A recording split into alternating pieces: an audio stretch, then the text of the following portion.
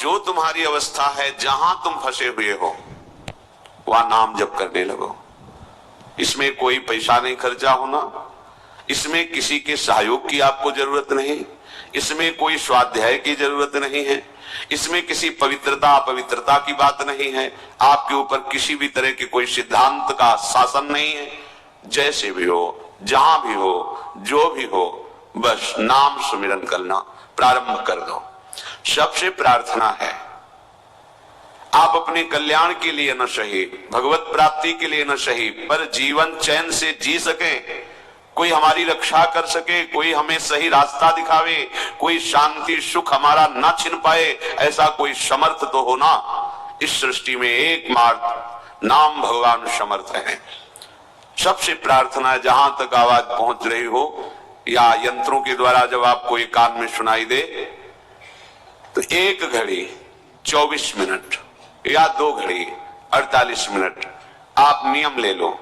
24 घंटे में 1 घड़ी का नियम ले लो, 24 मिनट का। हमें न परमार्थ समझना है, न कल्याण, न मोक्ष, न भगवत प्राप्ति, पर हमें चैन से जीना है। इसलिए 24 मिनट नाम जप कर लो। 24 घंटे में बिल्कुल छूट है, 24 मिनट नाम जप कर लो। थोड़ी श्रद्धा बने तो अच्छा, ना बने तो कोई बात नहीं, हमारी प्रार्थना मान करके शुरू कर दो।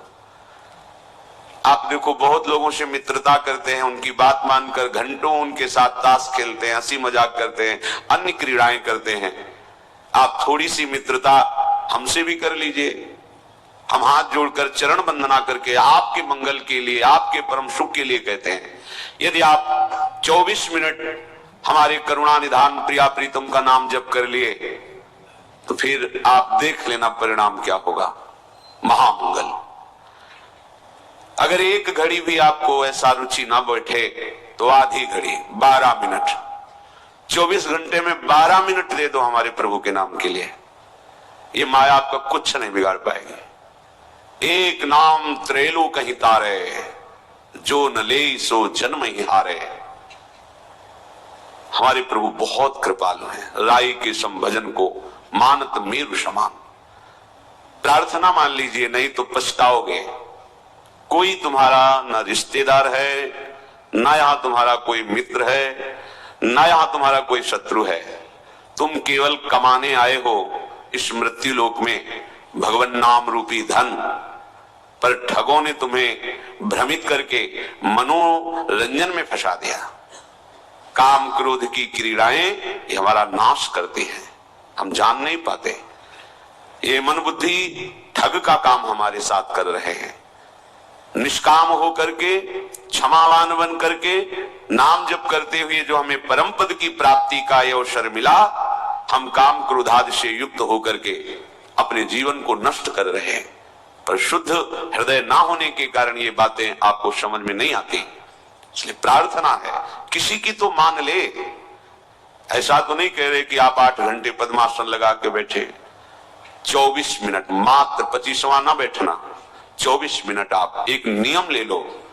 जो वृंदावन वास कर रहे हैं, भजन कर रहे हैं, ये उनके लिए नहीं है। उनका तो श्वास श्वास समर्पित हो रहा है। नाम रूप लीला धाम चारों समान है। वो धामवासी तो निरंतर सच्चिदानंद के संग में है, धाम सच्चिदानंदमय है। धामवासी बिना नाम के ज्यादा समय व्यतीत नहीं कर पाएगा, क्योंकि यहाँ का परमाणु ही ऐसा है। यहाँ की रजरानी की महिमा ऐसी है कि उसके अंदर भागवतिक स्मरण, कानों में भागवतिक शब्द, नेत्रों में महाभागवत हरि पार्षद वैष्णव जनों के दर्शन। यहाँ तो सौभाग्य लुटता घूम रहा है, यहाँ तो कल्याण मारा घूम रहा है।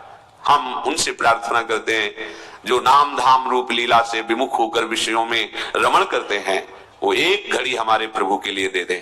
फिर वो देखें उनका जीवन कैसा श्रृंगारित होता है।